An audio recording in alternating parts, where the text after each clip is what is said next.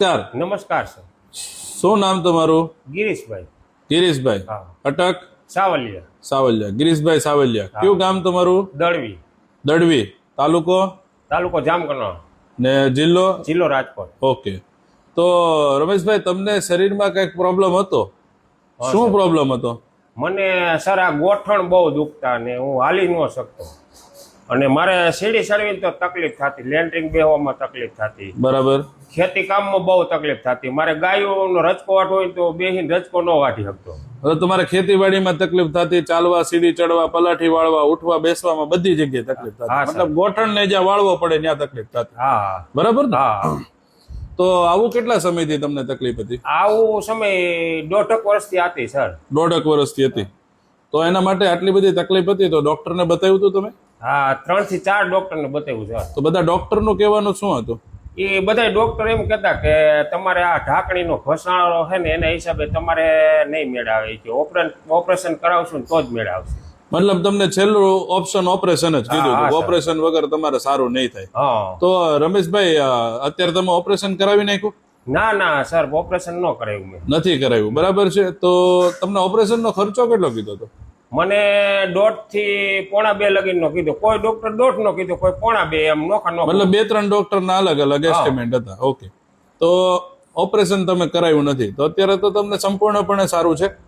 અત્યારે સારું છે. મેં દવા માંગવી હતી એક વિડીયો જોઈ, ઓકે. તો એ વિડીયો ફેસબુક ઉપર મેં દવા જોઈને પછી મને એમ થયું કે મેં કીધું એક ટ્રાય મારો કીધું. ઓકે. તો એમાં નંબર હતો, મેં ફોન કર્યો ને પછી મેં એ દવા મગાવી. હા હા. તો એ દવાથી મને સંપૂર્ણ રીતે હાવ રાહત થઈ ગઈ ને હું મીંડો કામ કરવા. એ દવાનો કોર્સ તમે કેટલા સમય કર્યો છે? એ 1 મહિનો કર્યો સર. 1 મહિનો કર્યો છે. હા. તો અમારા દર્શક મિત્રોને બતાવો ને તમે કઈ દવા લીધી હતી. એક જો સર આ દવા હતી. દર્શક મિત્રો, આ છે એસ્ટોનિયા વન કંપનીની કેલ એમજીડી. ઓકે. એક આ છે એસ્ટોનિયા વન કંપનીની જોઈન્ટ ફ્લેક્સર.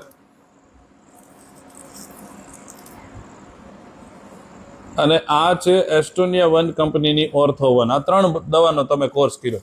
લગભગ કેટલો કોર્સ કર્યો? આ 1.5 મહિનો કર્યો. 1.5 મહિનો. હા.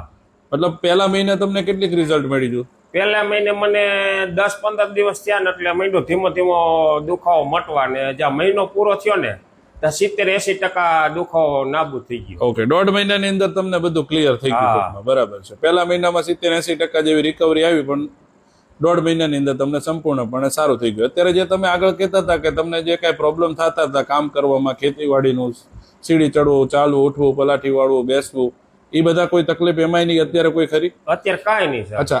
આ જ્યારે તમે દવા લેતા હતા એ સમય દરમિયાન તમને કોઈ શરીરમાં કોઈ આડઅસર કેવું કાંઈ? કોઈ જાતની નહીં. કોઈ પણ જાતની કોઈ કોઈ આડઅસર જાતની નથી? નહીં. ઓકે. તો અમારા દર્શક મિત્રોને તમે શું સંદેશો દેવા માંગો છો? કે આ દવા પીવાથી સારું રહે એમ અને આ દવા લેવી જોઈએ એમ. બરાબર છે. મતલબ કે તમને ઓપરેશનનો કીધું હતું, 1.5-2 લાખનો ખર્ચો કીધો હતો, એની સામે તમારો એક આત્મવિશ્વાસ બોલે છે કે તમને 1.5 થી 2 મહિનાની અંદર તમારી પીડા સારી થઈ છે 100%. એના માટે તમારે કેવું એવું છે કે ભાઈ આ ઉપયોગ કરવો જોઈએ. આ ઉપયોગ કરવો જોઈએ ને આવો ઓપરેશનની કઈ જરૂર નથી એમ. ઓપરેશનની જરૂર નથી પડતી. મને ખુદ એમ હતું કે ઓપરેશન કરાવવું જોઈએ, પણ હવે મને એવો આત્મવિશ્વાસ છે કે આ ઓપરેશન ન કરાવવું પડે. આવી દવા પીથી રાહત થઈ જાય, એમ મટી જાય. તો દર્શક મિત્ર, તમે જોઈ શકો છો કે અત્યારે જે દવા શબ્દનો ઉપયોગ થાય છે તે કોઈ દવા નથી. આપણી માત્ર ને માત્ર 2025-2026ની આપણી ખાનપાન જે ચેન્જ થવાથી, કહેવાનો મતલબ એ છે કે આપણા શરીરની અંદર જે પૂરતા ન્યુટ્રિશન નથી મળતા, એ માત્ર ને માત્ર ન્યુટ્રિશન પૂરા પાડી અને આપણે તમારી સમક્ષ આવું રિઝલ્ટ લઈને આવીએ છીએ. તો ઇન્ટરવ્યૂ આપવા બદલ તમારો ખૂબ ખૂબ ધન્યવાદ.